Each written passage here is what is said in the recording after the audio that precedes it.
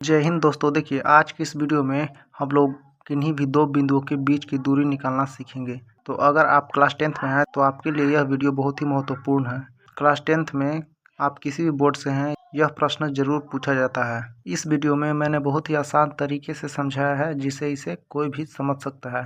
तो प्रश्न को हल करने से पहले सबसे पहले हम इसके फॉर्मूला को जानेंगे कि इसका सूत्र क्या होता है। तो देखिए, मान लीजिए दो बिंदु है, एक बिंदु P है और एक बिंदु Q है। आप A B कुछ भी मान सकते हैं, कोई दिक्कत नहीं है। तो एक बिंदु यहाँ पर है जिसको हम लोग दर्शाते हैं x1, y1 से, और एक बिंदु यहाँ पर है जिसको हम लोग दर्शाते हैं x2, y2 से। यहाँ पर नंबर्स लिखे होते हैं यानी संख्या लिखे होते हैं, जैसे कि यहाँ पर लिखा हुआ है। तो इसका जो फॉर्मूला होता है, देखिए यहाँ पर मैं लिख रहा हूँ। तो सबसे पहले आपको लिखना है अंडर रूट। उसके बाद देखिए यहाँ से, मतलब देखिए ये वाला जो बॉक्स है यहाँ वाला है और ये वाला जो है यहाँ वाला है।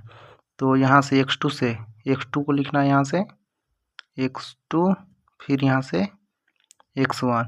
यहाँ से शुरू वाला लिखना है x2, फिर यहाँ से शुरू वाला लिखना है x1। दोनों को बंद करना है, इसका होल स्क्वायर, और बीच में माइनस। देखिए बीच में प्लस होता है। फिर उसी प्रकार आपको देखिए यहाँ वाला लेना है y2, फिर यहाँ से y1, बॉक्स बंद करना है, इसका होल स्क्वायर। तो इन्हीं फार्मूला से हम लोग निकालेंगे दो बिंदुओं के बीच की दूरी। तो आप लोग इसे अच्छे से याद कर लीजिएगा। तो चलिए सबसे पहले हम लोग यहाँ पर पहला सवाल को हल करेंगे। तो सबसे पहले आपको क्या करना है, दो बिंदु बना लेना है इस प्रकार से, और इन दोनों बिंदु का नाम दे देना है A B P Q S T, कुछ भी आप जो चाहे अपने मन से दे सकते हैं इस प्रकार से। और देखिए यहाँ पर एक बिंदु है, तो यहाँ पर आपको लिख देना है 2,3 इस प्रकार से। और देखिए यहाँ से है 4,1। अब हम लोग A B इन दोनों बिंदुओं के बीच की दूरी निकालना है। तो आपको यहाँ पर लिखना होगा A B इस प्रकार से। अब आपको फॉर्मूला यहाँ पर लिख देना होगा इस प्रकार से। तो इस वाले बिंदु को हम लोग कहते हैं x1, y1, और इस वाले को कहते हैं x2, y2। आपको ऐसे लिख लेना है ताकि आप भूलें नहीं। तो यहाँ पर आपको फॉर्मूला लिखना है, यहाँ से इस पहला वाले को लेना है, यहाँ से पहला वाले को लेना है, मतलब x2 माइनस x1 का वर्ग माइनस y2 माइनस y1 का वर्ग। तो यहाँ से देख देख के आप लोग को मान को यहाँ पर रखते जाना है। जैसे कि यहाँ पर x2 माइनस x1 है, तो x2 का मान लिखना है 4 और x1 का 2। तो यहाँ पर आपको लिखना है AB बराबर अंडर रूट, ये देखिए 4, x2 का मान 4 और x1 का 2, तो माइनस 2 इसका वर्ग यानी स्क्वायर।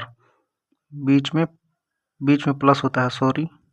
और देखिए यहाँ से y2 यानी 1, यहाँ पर माइनस है, और यहाँ देखिए यहाँ से y1 यानी 3, इसका वर्ग करना है यानी होल स्क्वायर। अब देखिए यहाँ से AB बराबर, देखिए 4 में से 2 घटेगा यहाँ पर, तो यहाँ पर बचेगा 2, फिर 2 का ऊपर स्क्वायर है वर्ग, प्लस 1 माइनस 3। देखिए यहाँ से 1 माइनस 3, यहाँ पर 1 जो है प्लस में है। कोई भी संख्या इसके यहाँ पर कोई भी चिन्ह नहीं होता है तो वो प्लस में होता है, तो ये प्लस में है। तो आपको याद रखना है कि एक संख्या प्लस में होता है और एक माइनस में, तो उसे हम लोग घटाते हैं।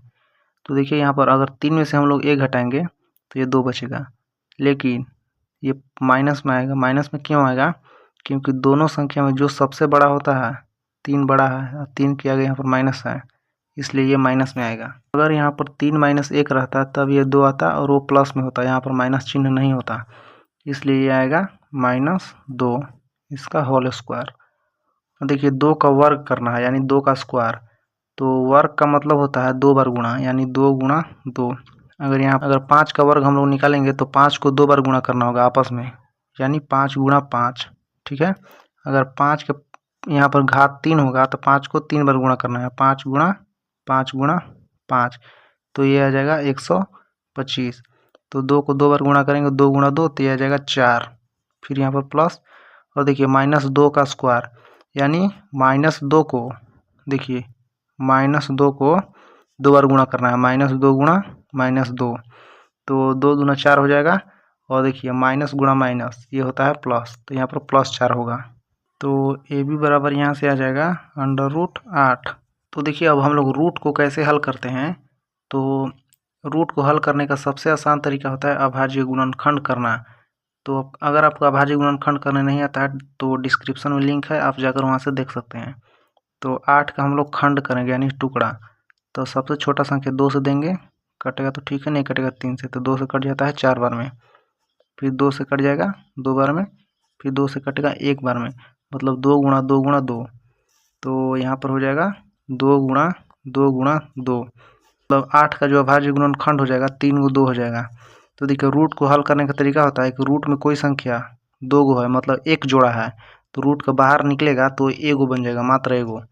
तो देखिए यहाँ पर 2 गो 2 है तो बाहर निकलेगा तो एगो 2 बचेगा, और देखिए यहाँ पर 1 2 बच गया अकेला तो रूट में ही रह जाएगा। अगर यहाँ पर 1 2 और रहता तो रूट हट जाता और 1 2 और यहाँ पर आ जाता, और ये गुणा में निकलता है तो यहाँ पर 2 रूट 2 हो जाएगा, और यहाँ पर ए बी। तो यही हो जाएगा इसका आंसर। चलिए हम लोग यहाँ से दूसरा सवाल को हल करेंगे। यहाँ पर देख लीजिए, तो यहाँ पर हम दूसरा सवाल को हल करेंगे। तो देखिए यहाँ पर 2 बिंदु हम बना लेते हैं, और कुछ भी आप मान लीजिए यहाँ से पी क्यू आर एस अपने मन से। तो यहाँ पर है -5 7 और एक है -1 और 3। तो यहाँ पर हम लिख लेंगे x1 y1 और x2 y2। तो आपको यहाँ पर लिखना है पी क्यू रूट अंडर, तो यहाँ से हो जाएगा पी क्यू बराबर, देखिए -1 फिर यहाँ पर 5, तो x2 है -1, देखिए यहाँ पर माइनस है तो माइनस देंगे, तो देखिए -5 मतलब x1 का जो मान है -5 है, तो एक माइनस यहाँ पहले से था और एक माइनस और आ गया, 2 गो माइनस आ गया, तो यहाँ पर ब्रैकेट देना है छोटा सा इस प्रकार से, और इसका होल स्क्वायर प्लस। देखिए y2 है यहाँ पर 3, और देखिए यहाँ पर माइनस और यहाँ पर 7, इसका होल स्क्वायर होगा, अब इसका अंडर रूट। देखिए -1, देखिए माइनस गुणा माइनस, ब्रैकेट में तो गुणा होता है, तो माइनस गुणा माइनस प्लस होता है, तो यहाँ पर +5 हो जाएगा, और इसका होल स्क्वायर प्लस। अब देखिए यहाँ से इसको हम लोग ऐसे ही लिख देते हैं एक बार के लिए। अब देखिए यहाँ से -1 + 5, एक संख्या प्लस में एक माइनस में तो घटेगा, तो घट कर आएगा 4, और 5 प्लस में है तो ये प्लस में ही रहेगा क्योंकि ये बड़ा है। इसको आप लोग ऐसे भी लिख सकते थे, क्योंकि देखिए यहाँ भी प्लस में 5 है और एक माइनस में, तो ये 4 होगा। अब देखिए यहाँ से 3 - 7, तो घटाएंगे तो ये 4 आएगा, और देखिए चूंकि 7 बड़ा है, 7 का माइनस तो ये -4 आ जाएगा, और इसको हम लोग ऐसे भी लिख सकते हैं -7 और ये +3, इसका भी -4 आएगा, तो इसका आ जाएगा 4